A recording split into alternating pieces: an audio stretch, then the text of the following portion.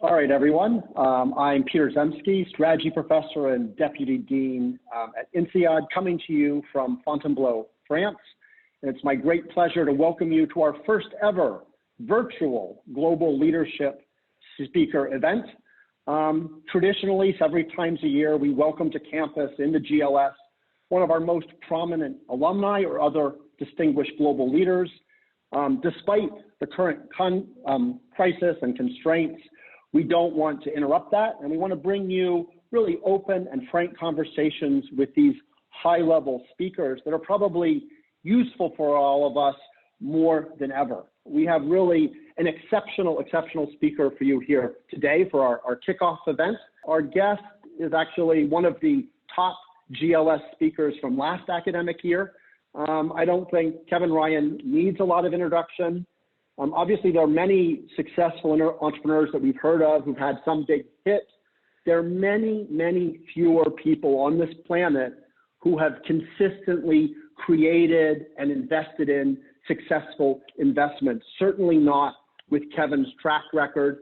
Not only is he one of our top entrepreneurship venture alumni, but even if you look at the whole New York ecosystem, which is probably second only to Silicon Valley, he's really the leading light in that ecosystem, and we're very fortunate to have Kevin with us today. So Kevin, extraordinary times. Thank you for being with us here today. Oh, I'm excited to be here. It's I think all of us are learning to operate virtually, even more so than we did before, and so this is a great way to kick it off. All right, great. So I'm just going to dive right in. So one of your most successful startups, certainly from a market value point of view, still even in today's environment worth over $7 billion, MongoDB, headquartered in New York. Why don't we just start, how's the crisis impacting that organization in terms of the people, the revenues? And again, also as people get to know you, maybe give a brief overview of course, what MongoDB is about and how it came to be. Yeah. So we started Mongo in late 2007, right before the financial crisis. I did it with two people I worked with at DoubleClick, which was my previous startup, and two of the most brilliant technical minds, anywhere in the world. And so the idea was really to create a better database, and it's a very difficult thing to do. In 25 years, there hasn't been a publicly traded database company launched. And the reason is it takes hundreds of millions of dollars of losses and probably 8 to 10 years to build it up because it's technically such a difficult product. And so the beginning was very hard. Even though we had already sold a company for $1 billion, you would think it would have been easy to raise money, and it was still very hard to raise money. But we're able to sort of power through it and had no revenues for almost 3.5 years. And that's very difficult to keep your investors on board. But fundamentally, the technical vision and the product idea was a very good one. And so today, the market cap is between $7 and $8 billion. It has about 2,000 employees. It is publicly traded. It's been growing at 40, 50% year over year, even today in year 13. And I think it's going to be a company that, I don't know when, 5 to 10 years from now, will be a $30 billion company. Even today, we have 0.5% of the database market. And so there's a lot of market left for us to do, and the product's great. In terms of how in terms of how the current environment is impacting us, we have two elements. There's partly a self-serve business that's more similar to what you think of like an AWS. And so that's not being impacted. And some clients, like gaming customers, are just having record volumes. So it's actually helping there. What's been interesting is the mixed bag of large clients, the Barclays, the Goldman Sachs, that we used to think we couldn't sign $1 million deal without being in person. And there's some elements, some people are frozen and not making decisions. And then some others are actually more accessible. I'm sure all of you have seen that, frankly, it's a little bit more efficient to be working from home when you get rid of your 2-hour commute, your lunches, your dinners, things like that. It actually makes for more time and you can get more done. So we're seeing some of that as well. Maybe just to talk, maybe on the organization side, how many people do you have and what are you seeing, I guess mostly in New York, so all locked down now. How is it changing how you run the company? So one thing that's been lucky for Mongo is that we're already in 20 countries. And so it's a very distributed workforce. So we had to learn to deal with that over time. I think that's been harder for companies that have just been used to working in one office and now have to work remotely. So we had a lot of that already set up. And then we're finding within the engineering group that it's a tale of two cities. To generalize, the people who are single are actually more productive because they're at home. They're not going out late the night before. They don't have anything to do all day in their relatively small apartment in New York or any big city. And so they're getting a lot of work done. We're finding that the people who have, two people working at home and no childcare are getting less work done. So nothing we can do. We just have to roll with it. It's not serious, but it's interesting to see what has happened. Let's keep moving. So you're actually coming to us from France. Your wife, also an MBA alum, is French, and so you've always had a connection with the country. Can you just maybe share a little bit what led you? I think you've been over here a few weeks. What led you to ride out the confinement here rather than your home base of New York City? And then maybe to get a little political, since I know you're active in the U.S. political scene, do you want to share any comments about the response of governments in France versus the U.S., for example? Yeah. So a couple of things. The main reason we're here is we happen to have a house we built 30 years ago in France, right after INSEAD, that is a home base for us, and it's very secluded. It's in the Luberon. It's a beautiful place. We can mountain bike. We can go play tennis, do yoga. And so, in times like this, it's nice having more space and being rural. And the food ecosystem here and supply chain is fantastic. So that's another good reason to be here. The weather is great. On the other front, I did think that New York was going to have a very difficult time with coronavirus.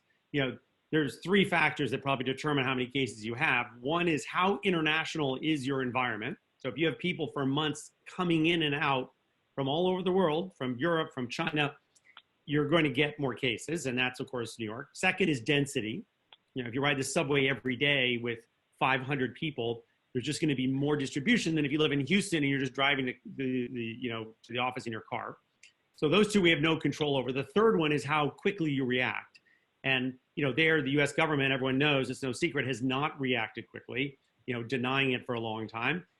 We suffer from not having a centralized system. There are advantages to the U.S.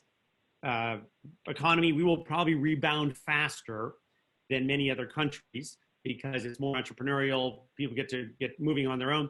But when you need a centralized system to react, we don't do very well. And we have a poor infrastructure. So I'm really worried about how New York's going to fare. We're going to have staggering unemployment. I mean, just staggering. I think there'll be 1 million people out of work. And, I'm not even sure they'll have enough food to eat. So it's a remarkable thing to say in the wealthiest country in the world. But as everyone knows, we don't have the underlying ecosystem to support them. When you think about this kind of shock to the system, there's a lot of speculation about whether this crisis will lead to lasting changes. Clearly, you alluded to, it can clearly accelerate some existing trends like digital. But do you see bigger shifts also, just even like around the role of government, attitudes toward it, which again, I think we were seeing some shifts already before the crisis. I think that's country by country, but certainly in the United States, I think it's going to push the country a little bit further to the left because we're going to see now, contrary to what, maybe the Republicans have been arguing, that, the government does need to help and the government needs to step in. And the government needs to provide assistance, and we need it, and we need tax dollars. And so we're going to find out that we're running, stunning deficits. We're going to have to raise tax dollars. We're going to have to forgive loans. The irony of all this is only two months ago today, people were making fun of Bernie Sanders, and we're about to adopt everything that Bernie Sanders was proposing almost. Yeah. So this is going to push the country to a Keynesian, stimulate the economy, which is more of a policy of the left. Just on Trump a little bit. I know you're a big fan. Do you think you satisfied with where the Democrats have come out? And do you think Biden's what are his prospects? I mean, it's so hard to predict in this context. But yeah, look, I think Biden has a bunch of strengths and weaknesses, and none of the candidates were perfect. So I think what's going to be more important when you have an incumbent is we see every single election is people really just decide, do I want 4 more years of this or not? If the answer is not, they vote for whoever else is across from them. And as we've seen in the past, we'll vote for someone who has very little experience, much less experience than the incumbent. You know, Al Gore had much more experience than George Bush. Bill Clinton had much less experience than George Bush. Obama had less experience. And yet the country said, we don't care. We just want to change. And so my best guess, I'm probably biased, is that by November, when we have still 10 to 20% unemployment, that this country is going to want to change. I mean, they're going to, by that point, well, things have sunk in, and we'll decide whether 51% of the people in this country think that this crisis was well handled, and that it's going to be well handled for the next 4 years. All right. Moving on. So obviously you're, as I said at the beginning, you're an amazing entrepreneur, which is you're good at anticipating where things are going. So when you look at this current crisis, what kind of trends are you watching? Are there ways in which you're adapting some of the strategy of your current companies? Are you looking at new investment opportunities? How are you making sense of it in these early days? Yeah, so I'd say 2 things. In the existing companies, the vast majority are going to find it much, much tougher, unless you're in healthcare, in the next 6 months. So across the board, we're seeing 10 to 30% reductions, and most of that has already happened in the last 2 weeks. And hiring freezes. So my companies overall will probably employ, and I'm excluding Mongo from this, but will probably employ 25 to 30% fewer people than they had planned on, because they were also going to be hiring this quarter, and that's out. So that's going to have a significant impact on the entire ecosystem, but most of them will get through it and be okay. So they're dealing with that right now. Also taking salary cuts at the exec levels. The average team is saying we're going to step forth and take 20% pay cuts for the next 3 to 6 months to show that we're supporting the cause as well.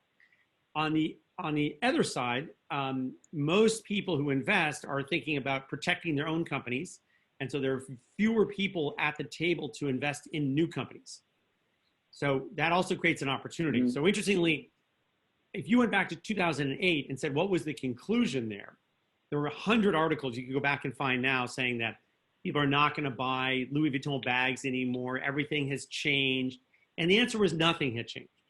That 4 years later, the economy came back and people wanted to travel and buy Louis Vuitton bags and Teslas and everything else. And so actually the opportunity in retrospect in 2008 was to buy or create or invest in companies in the areas that were out of favor. So everyone wants to buy Zoom right now because it's an obvious beneficiary of the crisis. And I think that's the last thing you should buy is, you should look at, I made the most aggressive purchase or investment I've made just 2 weeks ago, which is I stepped in and bought the company Meetup. And so Meetup was a company that is exactly what you don't think someone should buy right now. It was sold for $160 million 2 years ago to WeWork. And I bought it for about 1/10 of that. And there were no other buyers. Here's the thing that's counterintuitive, which you have to look for. Revenues this month will be at an all-time high in their 16-year history as a company. Profits next month will be at an all-time high in the history of the company. So does it deserve to be worth 1/10 of what it was? Time will tell, but I don't think so.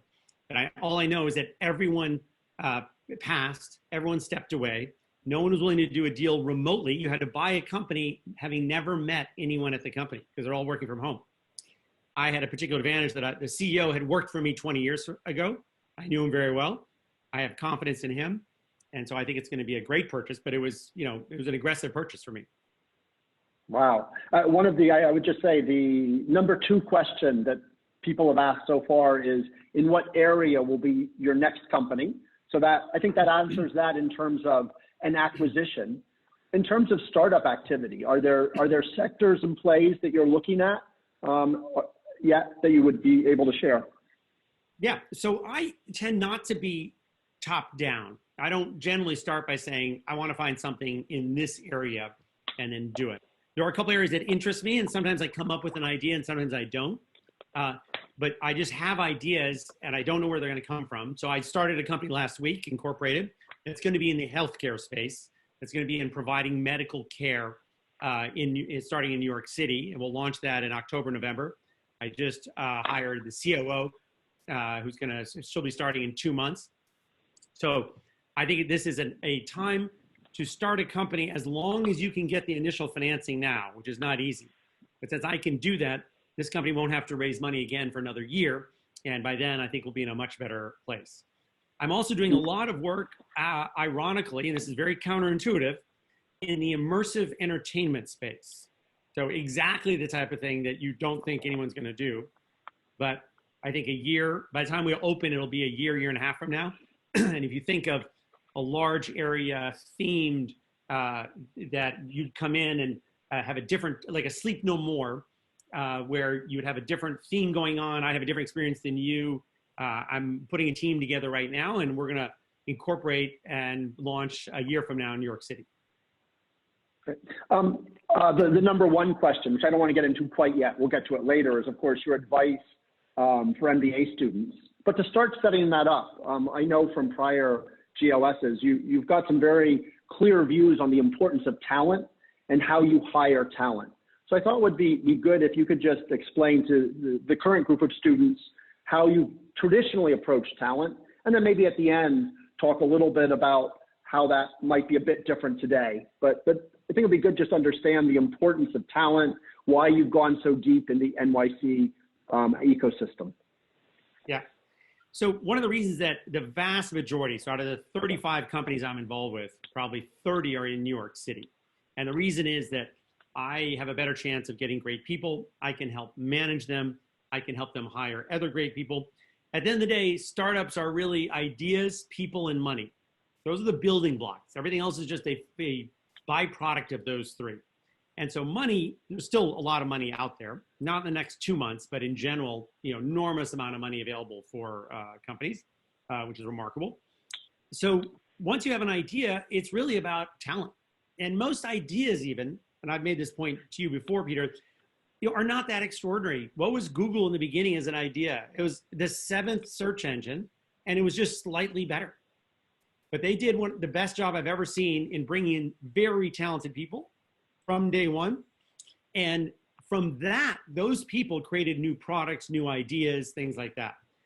So that's really the difference. And then everyone thinks they have talented people. Everyone thinks their friend from college is really great.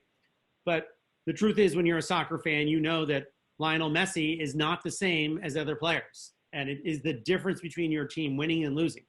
And it's very rare that you really have Lionel Messi because there aren't that many of them. So it's hard to do. You never know if you have it, but I try and make an enormous effort to get great people and to work with some of those people over and over. Many of my companies are people I've worked with 2 times in a row, but I'm always on the lookout, for people who are very, very good, but they have to be better than other people. You got to sit around and think, if I'm in the INSEAD class, what am I better at than the rest of my INSEAD classmates? Because everyone is very smart. Everyone, went to college, did well. Where are you going to be in a spot where it is perfect for you and you can excel? What about any shifts? I suspect I know the answer, but in the current crisis, are you looking for different types of leaders, different skill sets to ride this out, or it's the same? Oddly enough, not particularly, because when you bring someone on board, I know I've lived through multiple crises and booms and things like that.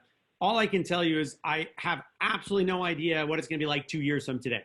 I mean, none of us forecast the coronavirus. So you're looking for people that can adapt. You don't want someone who's just the guy who grows really quickly and just the guy who fires. You need all-purpose business people who understand the situation and say, you know what? I know I had a forecast in January. Well, you can throw that out because we're not going to make that. And we need to change. We need to cut this and do that. So they need to be adaptable. And in a crisis, you find out that some people are and some people aren't. All right. So I think with that as a setup, let's maybe pivot to probably not surprising. Number one question, what's your advice for MBA students? Just again, when we spoke a year ago in a totally different world, we talked a good bit about the value of going into scale-ups, right? So people who are doing VC rounds, going from, So anyway, curious if that still holds, maybe elaborate on that. And what kind of advice do you have for people who might be looking for a job in the next 6 months? Yeah. And is this a good time to start things? All those kind of questions. Yeah. So my two fundamental things haven't changed, which is I still think that a great opportunity for people coming out of business school is to join a company that's, got some momentum, that has product market fit, that has probably at least 50 employees, 100 employees, has raised money, and is growing nicely. I think that's where you learn the most. If you think you ever want to run a company, you need to be closer to running a company. And the CEO I generally want to hire to be a CEO of one of my companies is often a first-time CEO, but is someone who is the head of sales, head of business development, CTO for a internet company. And so watch the CEO operate, watch his peers operate as well, and will be in a better position.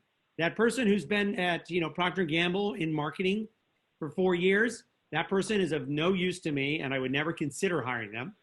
They don't know anything except something that's not applicable, which is how do you handle a multi-billion-dollar brand and with unlimited budgets, and that's not useful for us at all. Now, there's a reality today. When I graduated from INSEAD, there were very few jobs. It was right in the beginning of the Iran-Iraq war. And so a lot of us took the jobs that we could get. And so that is a reality today. I think it's going to be almost impossible to get jobs in the next 2 months if you don't have one lined up right now. And I would just wait, make sure you go live where you want to live, and then start your job search June, July. But it's going to be a much, much harder time right now. The thing to remind yourself is that all INSEAD people end up doing well. You're in the top 1% on so many fronts. And so you may have a shaky 3, 4, 5 months, but it will work out. I would make sure you get into an industry, and this is the second point, that interests you. And I'll make fun of Procter & Gamble again, but don't go work at Procter & Gamble and, work on diapers and then call me in 4 years and say, you know what?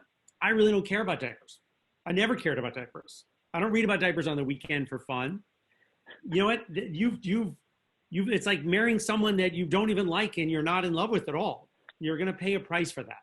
So one of the things I like the best about my job, and most of the jobs I've had, is that I find my industry fascinating.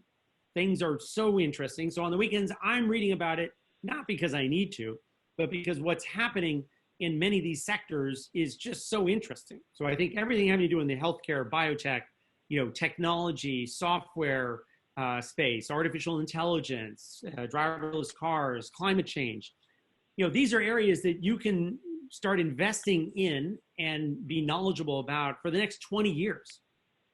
And so I feel better about those sectors. That's great. And what about, how do you, just on the other side, how do you go about hiring when you can't meet people in person? For those who might be, is that a big impediment? No, I don't think, look, I think one of the things we're all realizing right now is that the truth is that a good Zoom call is really just as good. And if we met in person, I'm not sure we're allowed to shake hands anyway. So I think you get a pretty good sense right now. The other thing I always tell people, though, is that as important as that interview is for me are the reference checks. And so, look, in many ways, interviewing people would be like interviewing Lionel Messi. Is that helpful to find out whether he should play for you? Not really. You want to see him play. And that tells you whether he should be on your team. Now here, I can't see you play. I can try and mimic some of it in an interview, but I can't see how you interact with other people. But you know what? Everyone you worked with knows that. We've all worked in companies where if I called you right now, you'd say, oh yeah, don't hire that guy. He presents really well, but he's just kind of a jerk. And I wouldn't want to work with him again. And I would never want to work for him. And that's exactly who I don't want on my team. In a competitive labor market, by the way, it's so hard to get people, and we'll get back to that. I need people who other people want to work for. What about actually one pivot that we're going to see at least for many months is it's going to go from a war for talent to much more opportunities in the market. Is that something you're thinking about? How you could grab talent in this setting? Absolutely. it's a time for opportunistic hiring. And so I'm going to be pushing my CEOs to make some tough calls. I mean, if we were talking about your favorite soccer team or baseball team, and I said, how do you make your team better? I bet all the fans on this phone would not say, oh, we need better training techniques, or better uniforms. You'd say, you know what? I can see it statistically. My second baseman, is not that great. And if I had a better second baseman, we'd do better. And that's what we need to do. So people are very, sort of cold-blooded about their own soccer team or baseball team. And you have to do it for your own company as well. So I'm going to be asking some of them some tough questions. It was like, can you tell me that everyone on your senior team is the best person you can get today in New York City? And so we need to think about that, and we may need to, need to make some changes. Fascinating. Let me go back to something else you talked about, which is, again, all the sectors that are interesting you, from AI, self-driving cars, just even ignoring the current crisis. What are some of the things that have been particularly interesting to you today when you look forward, sectors that you like to read about at night? Yeah, the ones that I'm interested in are the ones that still have not been completely replaced by startups. So anytime you're using a 50-year-old brand, there's going to be an opportunity. So if it's in e-commerce, that's already happened. No one on this phone is shopping at Macy's every day. They're shopping at Farfetch or Amazon or something that was started in the last 20 years. That sector, therefore, is less interesting. Most problems have been solved. There's hardly anything I can't get on in the next 20 minutes and have sent to my house. Now, education is going to be an opportunity. So we're all still using 50 to 300-year-old brands, and so that's going to break over time. Financial services in the last 5 years has been interesting. So I've been very involved from day one in a company called Voila, which is a mobile bank in Argentina. That's worth almost $1 billion 3 years after it started, going into Mexico. And we can just do so much better than existing banks in Mexico or Colombia or in Argentina. So big opportunities there. Healthcare across the board, they're more focused on the United States. It's a very country-specific thing, but I'm getting involved right now in a company that's just starting treating autism. So I'm looking for problems that have been growing or getting bigger and bigger, and the solutions are not great. In some ways, when I start something, one of the most important things I think about from a product point of view is, what's the NPS score of the people I'm competing with? In other words, do people like the current products they have? And so in certain sectors, they don't. And so you just got to think, I can do it better. When I started Zola, which is a wedding registry, 6 years ago, which is going to do hundreds of millions of dollars this year, I did it because I knew that Bloomingdale's and Bed Bath & Beyond and the US department stores had terrible products. And I couldn't even order a trip. I couldn't order Knicks tickets. I couldn't order anything except what they had on their site. And so I did it, and we've now much bigger than all of them. But I was looking at that NPS score, and ours is higher than anyone in the industry. Cool. All right. So are you seeing are people having to postpone their weddings? Absolutely. So for Zola in particular, April, no one is getting married. May, they're canceling. But the key thing is, you said, use the word postponing. So we will, have a gap where we won't have a lot of revenues, but no one's going to, not get married, and it's going to happen. It's just going to be delayed. So we'll be better off than other people. There are many people that we're going to travel, and they're just not going to travel this year. And they're not going to travel double next year. They're just going to go back to their normal one trip a year. So ours is not gone forever. Some weddings will be smaller. Some wedding gifts will be smaller. So I wouldn't be surprised if the industry shrinks by 10% this year, but we're going to be fine. There's a couple questions on globalization, some sort of classic INSEAD questions. I'll pull two of them together for you.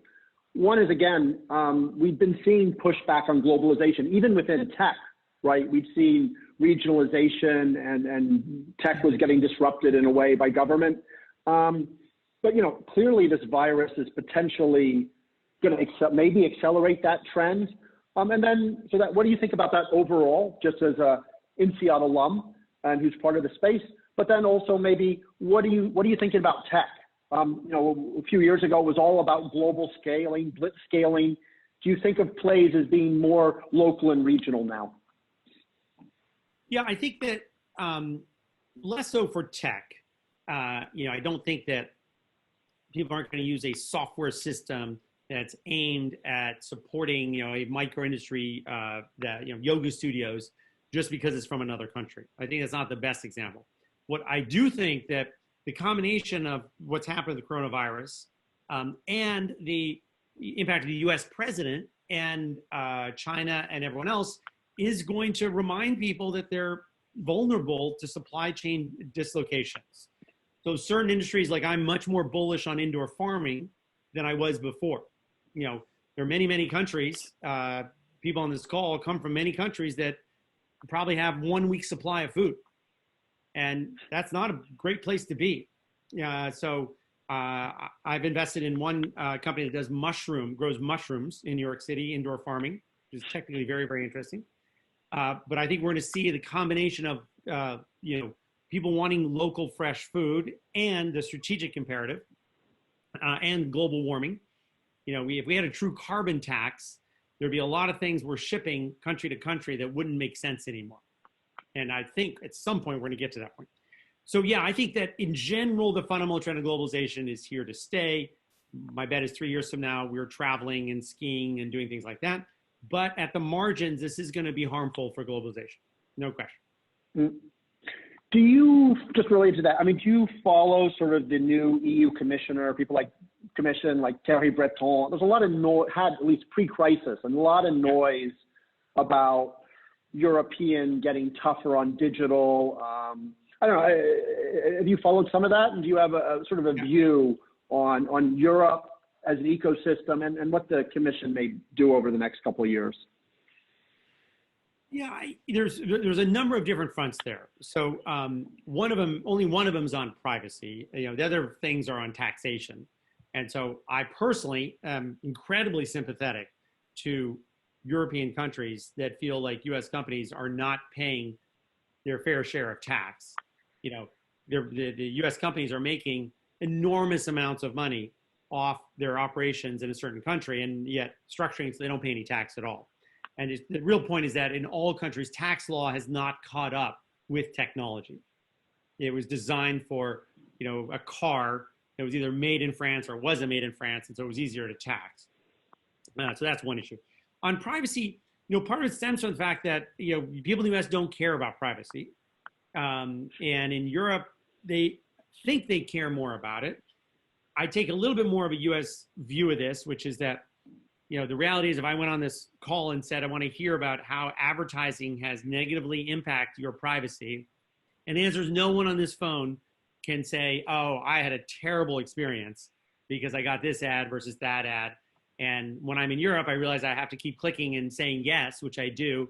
And so I don't think much has been accomplished by the anti-privacy laws in Europe. Okay, good. On this, so I know you're someone who, as I said, has been involved in politics. A few people are asking, why do you think politicians are almost never coming from a pool of great managers or entrepreneurs? What can we do to change this? Should we change this? Yeah, it's interesting. I'd say that in Europe, you because you don't have business people and a track that allows them to come in as well, you see much less of it. In the United States, arguably, we have a lot more. We have a number of CEOs, the Mitt Romneys of the world, the Michael Bloombergs of the world, who at the business level have come in, and many of whom have been successful there. So we have a more open system, I think, for that. Obviously, we have Trump, who's theoretically this great business person who is, in power. But at least the country was, open to someone who had zero political experience, for better or worse. There. So I think, some business people don't adapt well because they're not used to all of the constraints. One of the reasons I like running companies is we have total control. We can do what we want to do. And you don't have, you try to put up a building when you're a city and 18,000 groups are trying to block you for whatever reason. It can get very frustrating. And some business people don't handle it well. But I think Michael Bloomberg was a great example of someone who adapted and was a remarkably effective mayor, and would have been a very effective president too, I think.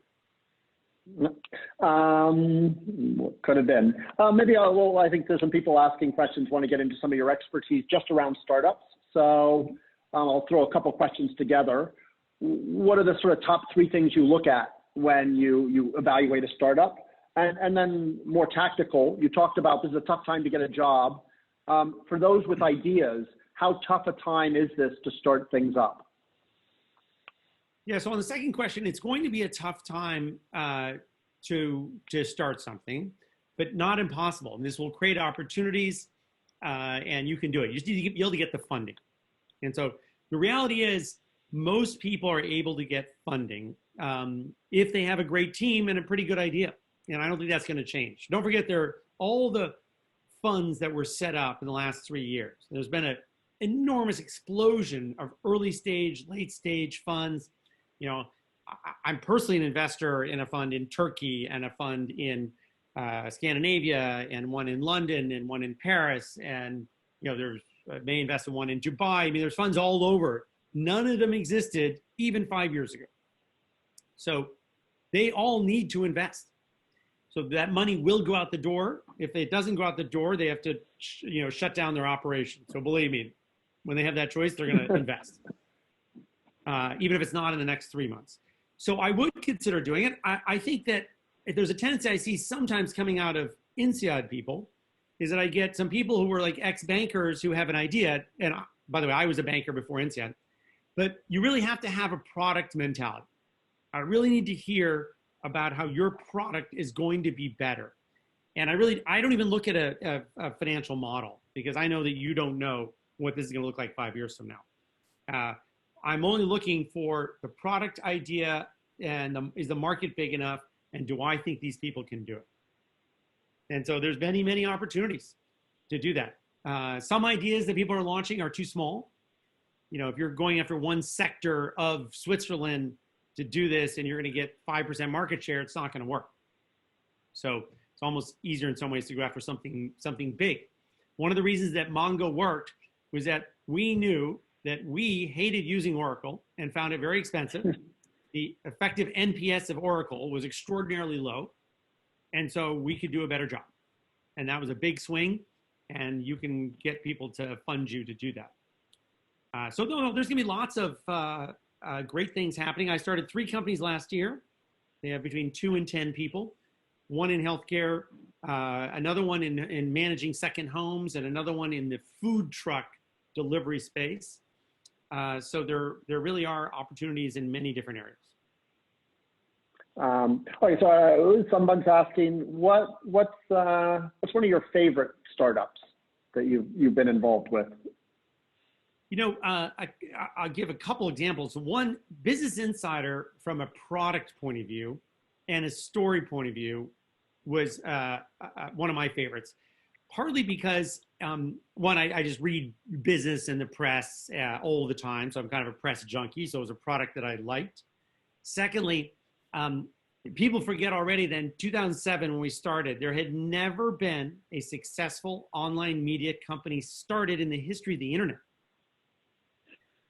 So every time I say that, people say, well, what are you talking about? There was literally no company worth $100 million 11 years after the beginning of the internet that just had journalists that sold advertising. And so many people turned me down when I was raising money. It was rejection. You had a great track record at that point. You had a great track record already, but no one would touch it. People, you can't imagine how much people hated the idea. Also, they said to me, Kevin, I'm a VC. I read Forbes, Fortune, Business Week, FT, Wall Street Journal, Fast Company, Inc. magazine, and 20 others. No one has ever said, I want one more business publication. And so what is incredibly gratifying is today, I'll ask you guys a trivia question, which I've given away the answer, but you would have gotten wrong. What are the 2 biggest online media properties in the world? The 2 that get more than 300 million uniques a year, it's CNN and Business Insider. And so, and we did that without ever having $1 of advertising.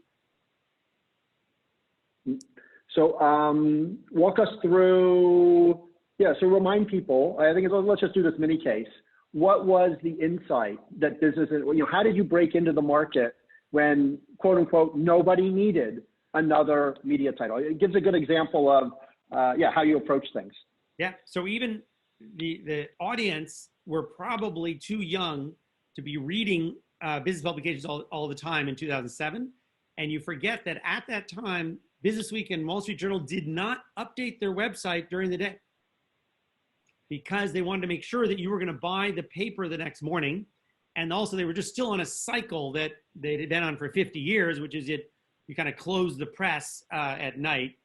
And so during the day, they just didn't do much. And so the fact that things we did are just so standard on the internet now that you don't even realize that they were special. But one, having punchy headlines, having a point of view, someone just made a terrible acquisition. That's just a more interesting headline than X bought Y. And so then updating our story during the day, 5 cuts at the apple. So all those things which are standard, we were one of the first players to do, and we're very effective. We also cared about showing up in search results, which you would say is obvious, but actually the Wall Street Journal didn't care about that. Because if you have a subscription product, why would you care whether you show up in search results? That's not going to influence your revenues that day. And so for us, it did. And so we did a great job at it. Again, so as you said, partly it's the idea, it's the product and the fit. It's also the people. Maybe just to finish the Business Insider case, it's a nice story. The key talent Absolutely. that you backed for that was interesting.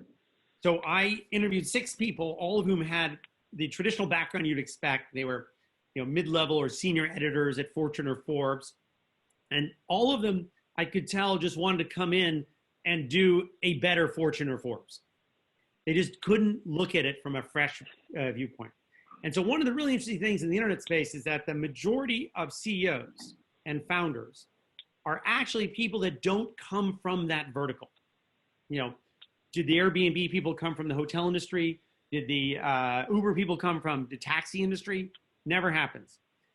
I start things from outside my vertical all the time.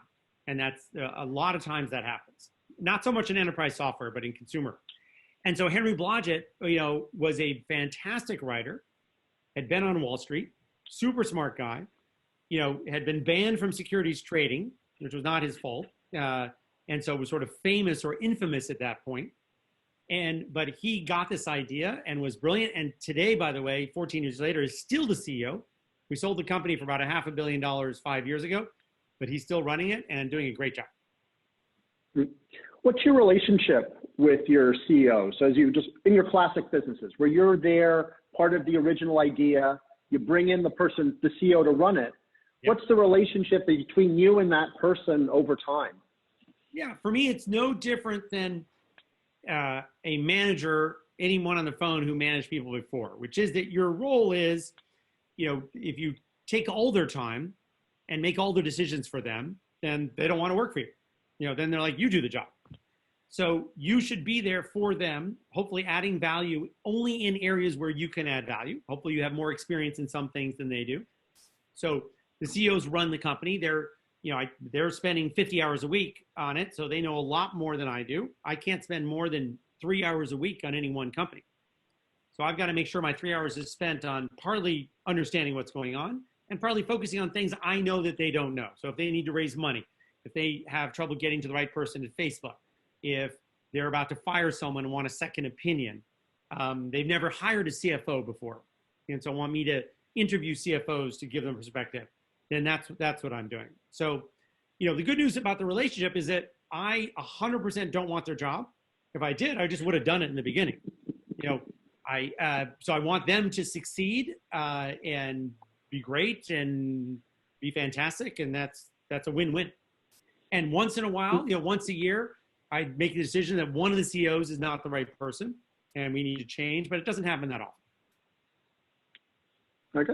I want to pivot to another topic. So a little bit around the business and society angle. So one thing I see that you now spend time on the board of Mercy Corp, which is like thousands of people working in development across dozens of companies and in a lot of different areas. Let's go back to the crisis a little bit. From your involvement, in that sector. What are you seeing about how this virus is potentially playing out globally, especially in some of the more needier or underdeveloped parts of the world? And then maybe after that, we can talk a little bit about the role of business in society. But first of all, just what are you seeing on the humanitarian side here?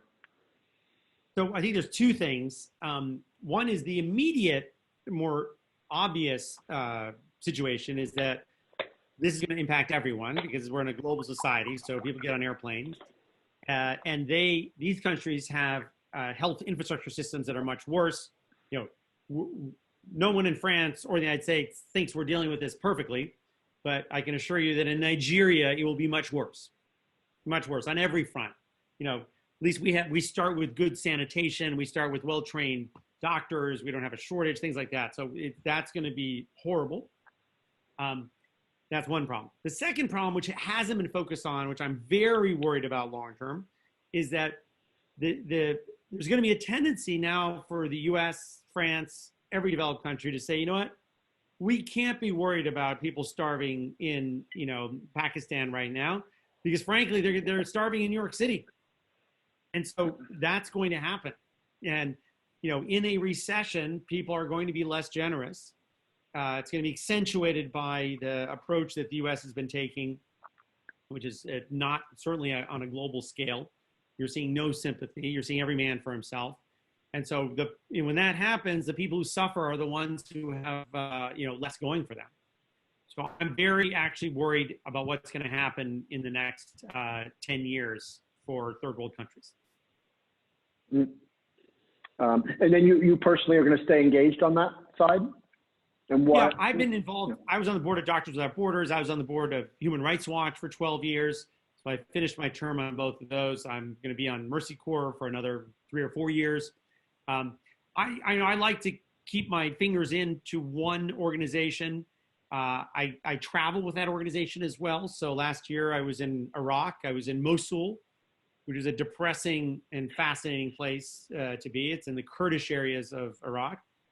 I went to Gaza 2 years ago and Lesbos to see where the Syrian refugees are. I went to Uganda for a week to see Bidi, which is a refugee area with 250,000 people, only 5 years old. Most of us have never heard of it, mostly from South Sudan that have come across the border.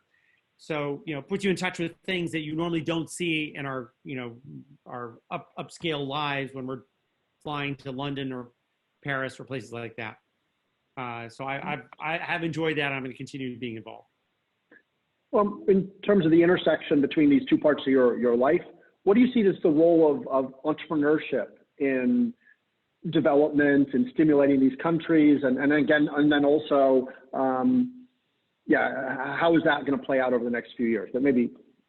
Yeah, I think we're seeing in so many countries, because there's more capital available now, extraordinary things by entrepreneurs. I met with a company a month ago in Nigeria, and they're basically creating, energy systems, combination of solar and battery that you can put in to a gas station, store, things like that. What they're essentially doing is competing with the public, Con Ed or electricity system, which, as they would say, is a pretty easy thing to compete against.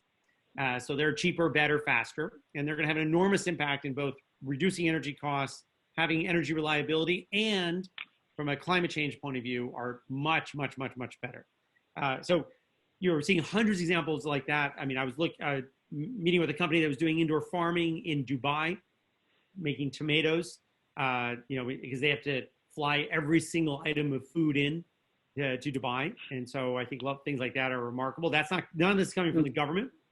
It's coming from entrepreneurs. And so that impact, now in the past, these countries had fewer startups because they didn't have money. If you need $10 million, you can't have, which I used to run across 10 years ago all the time, someone saying, well, you're not profitable, so we're not going to invest. Well, obviously, none of my startups are profitable in the beginning. So if you want to build something important, it's going to lose millions, if not tens of millions. And if it's really big, it's going to lose hundreds of millions of dollars. And that's one of the most important things that's happened to the global ecosystem, is to have that money available. Mongo by next year will have lost $500 million in its history. But that's going to create a company worth 20, 30 billion dollars. And so that's fantastic. But only a decade ago, even, when I was 20 years out of INSEAD, there was no company that could lose $500 million before breaking even. It was just not a thing that could happen. And now it can. And you just, let me stay on the emerging market things because I have a question here. Obviously, a number of the students are coming from those markets or thinking about going back with entrepreneurship.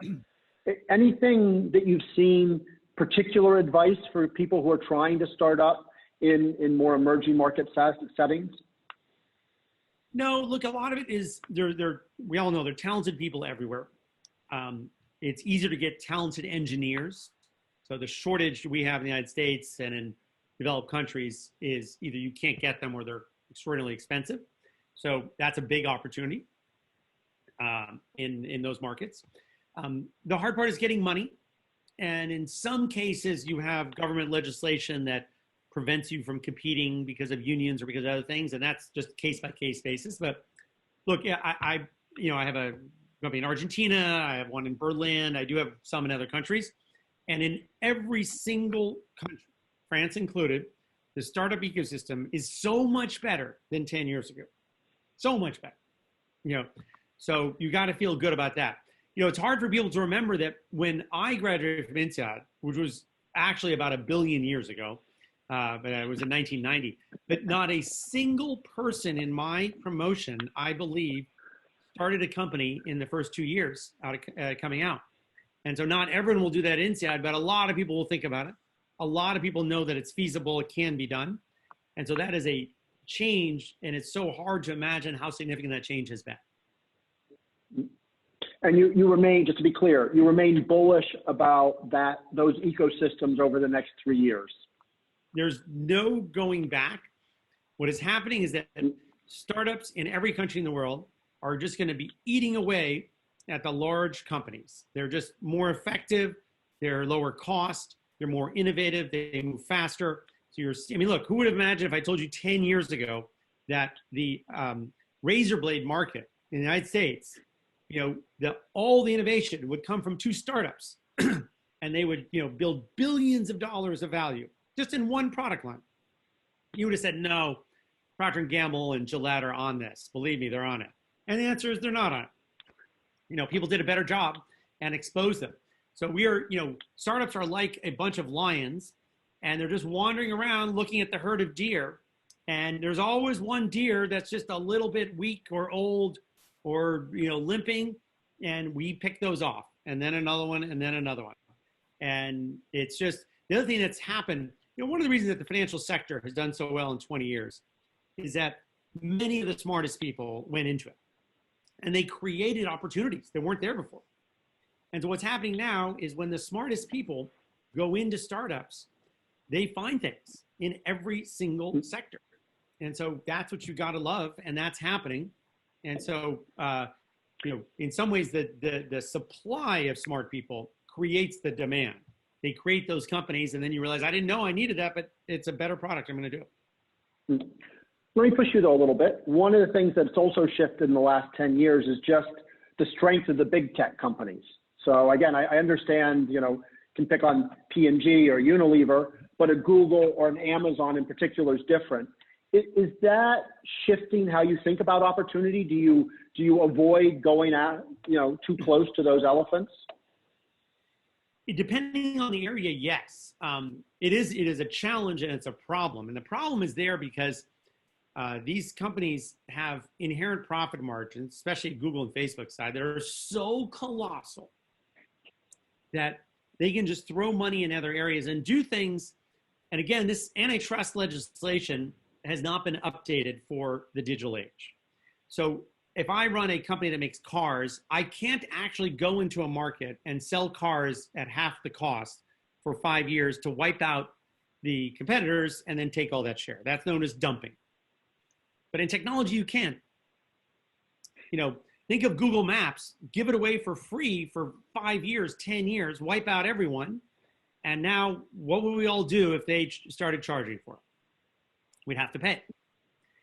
So that's a whole other conversation. And so, and Amazon is a different example. Amazon is so effective. It's the most brilliant company in the history of civilization. They have 1 million employees and they still operate well in every single area. You know, that doesn't mean they're going to win in every area, but they have smart people. They do a good job. It's so impressive. Whereas all the other companies that we know of, when they have 100,000 people, there's just no way innovation is happening anymore. There's no way risk-taking is really happening. But in Amazon, they do. So it's pretty formidable. You know, at some point it'll happen. But look, I would say just don't forget, there are lots of still areas where multi-billion-dollar companies have been created competing with these big companies. That's great. Actually, on that, when you think about lessons from Amazon, and when you think about some of your companies that get big, maybe like MongoDB, are you thinking differently? How do you keep that innovation even as you scale and get big? Is that something on your mind, for example, in the Mongo case? Yeah, ours is easier because we have one database and we're just keep adding features to that. So the innovation is less of an issue. But yeah, I mean, I'll give you a thing that strikes me all the time. Zola, which is an e-commerce wedding registry, and Mongo, who are their #1 competitors? Both of them, Amazon. That's just, you know, you can't imagine. And the execution level, I'll also give an example that AWS, can you imagine, we forget that 15 years ago, this was a company that sold books. And to think that their technology infrastructure is so much better than Google's and so much better than Microsoft's, that those two companies have trouble competing with a bookseller. That is remarkable execution. We haven't seen that. And what's another example of if Boeing became the #1 company, you know, selling groceries, it's roughly comparable. And it never happens. All right. Let me see if I think I've managed to work in a lot of your guys' questions.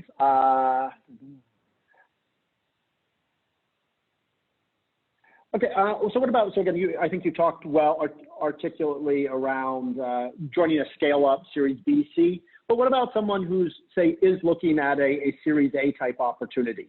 So they're joining early, they think it's interesting, but they're not going to literally be a founder. How do you recommend people approach that? Oh, no, I think it's great. You know, then it's just case by case. You're just, if I could draw a line for you that went straight up, you have, the bigger you go, the safer the company and the less reward by joining it. You know, the smaller the company you can join, if it works, it's fantastic. So obviously starting your own company is the best if it works. Joining a 10-person company is great. That's what I did. You know, in '96, I joined DoubleClick, and people think I was a founder, but I was actually about the 12th employee. Eventually became the CEO, built it up. I felt like a founder. And it was a remarkable experience because I took that risk, took an enormous pay cut, felt like I was joining the right industry, felt like I was joining the right sector. And I joined a team of a couple founders who were fantastic. And one of those two became my co-founder in Mongo. And I spoke to him last night. So that's 24 years ago. So I got probably lucky in choosing the right people and the right sector. So I'm not against that at all. I also think for most of you who are coming out of INSEAD, you're 27, 8, 9, 30. You know, if you spend 2 years and the company doesn't work, you know, yes, you gave up a little bit of compensation, probably got a great experience, learned a lot. You haven't really risked anything. This is not like being in Japan 20 years ago, where if you worked for a company that didn't work, we just look at you as a failure for the rest of your career. You know, even today, Procter & Gamble will still hire you. They'll think, wow, he's entrepreneurial, he's great, smart, she's fantastic. Let's bring this person on board. I mean, everyone at INSEAD obviously has a blue chip background to date. Went to a good school, went to a great business school, did something pretty good in the middle. So 2 years at a startup is frankly taking very, very little risk. So I don't discourage people from doing that. But I can assure you that at your 5-year reunion, that the people who are working at large, slow-moving companies will be less happy than the ones that took some risk along the way. Very good.